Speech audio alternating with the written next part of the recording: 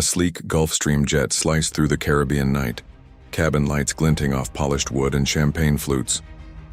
Among the passengers reclined 29-year-old Efraín Antonio Campo Flores, nephew to Venezuela's First Lady, Celia Flores, and de facto member of President Nicolás Maduro's inner circle. From his window seat, he admired the constellation of island lights below, convinced he was minutes from sealing a cocaine deal that would refill the ruling party's campaign coffers. What Campo could not see, what he could never have imagined, was that the pilots up front were undercover U.S. agents and the runway waiting in Port-au-Prince was the gateway to a federal prison, not to untold riches. Campo's road to this moment wound through the marble corridors of Miraflores Palace. As a boy, he chased soccer balls across manicured lawns while generals saluted his aunt. His school trips were motorcades, his report card dinners were held beneath crystal chandeliers. When black market coffee conquered neighborhood bodegas and ordinary Caracas residents queued for toilet paper, Campo still breakfasted on imported fruit. Yet privilege alone failed to satisfy him. He watched his aunt rise from revolutionary lawyer to mother of the nation, and somewhere between adolescence and early manhood, he decided that proximity to power wasn't enough. He wanted power of his own. By 2014, Venezuela teetered on collapse. Oil prices nosedived, cash fled the country, and supermarket shelves sat empty. Inside the palace, advisors whispered fears of losing the upcoming legislative election. Campo, now straddling the hazy line between relative aide and courtier, proposed a daring rescue plan: move industrial quantities of cocaine through Central America, skim millions off the top, and finance the party's ground game. His bragging knew no ceiling. He claimed direct contacts in the FARC jungle camps, safe passage on military aircraft, even a promise that the Americans never inspect us, diplomatic planes are sacred. Unknown to Campo, two of his drinking companions were DEA informants recording every boast over Wagyu steaks at the Caracas Marriott. The more Campo bragged, 4 tons a month, easy. El Chapo's people will handle Mexico. The louder, the recorders hummed.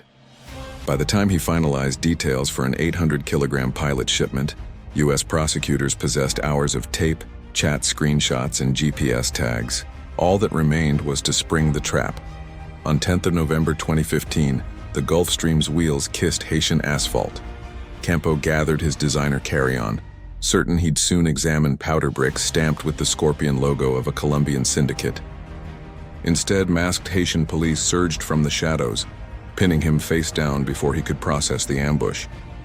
Seconds later, U.S. federal agents appeared, hoisting him aboard a waiting DEA turboprop. As the plane throttled toward Florida, Campo stared through a porthole, the Caribbean moonlight shrinking behind him like a curtain on the first act of a tragedy. The second act unfolded in U.S. District Court, Southern District of New York. Campo, shackled yet impeccably groomed, listened while prosecutors played recordings of his own voice outlining roots, profits, and family immunity. Jurors heard him laugh about moving tons on planes that never get searched. Defense attorneys painted him as a pampered naive, a kid parroting cartel lore to impress his friends. But the evidence felt relentless. Photographs of kilo-wrapped packages, flight manifests, digital ledgers promising millions to fund Maduro's campaign. After 2 brisk deliberation days, the jury returned, guilty on all counts. Judge Paul A. Crotty called the scheme audacious, arrogant, and profoundly corrosive, handing Campo and his cousin 18-year sentences. Back in Venezuela, the headlines screamed Narcosobrinos, the drug-dealing nephews. Opposition lawmakers brandished courtroom transcripts during televised debates, insisting the corruption reached the presidential bedroom. State broadcasters countered with conspiracy, specials claiming Washington had kidnapped innocent youths to sabotage the Bolivarian Revolution. For millions standing in breadlines, the narrative required no embellishment. They saw a system that handed luxury to pedigreed insiders while their own wages evaporated overnight. Campo began his sentence at FCI Yazoo City, then transferred to a medium security facility in Florida. Fellow inmates dubbed him El Sobrino. He learned to navigate cafeteria politics, scrubbed laundry for 15 cents an hour, and practiced English idioms with a cellmate from Alabama. Letters from Miraflores arrived bearing official seals, updates on court appeals, hints of diplomatic pressure, but months turned into years. On Christmas Eve, he attended bilingual church services where prisoners sang both Noche de Paz and Silent Night, each carol reminding him of palace midnight dinners he once took for granted. Yet, power, even caged, rarely sleeps. By 2022, global oil prices soared, and Washington hunted diplomatic channels to ease migration and energy shocks. Caracas, eager to rehabilitate itself, dangled its most valuable bargaining chips, the Narcosobrinos. Inside dimly lit hotel, rooms in Doha and Mexico City, negotiators assembled a controversial exchange, 7 jailed. Americans in Venezuela for Campo and his cousin in U.S. custody.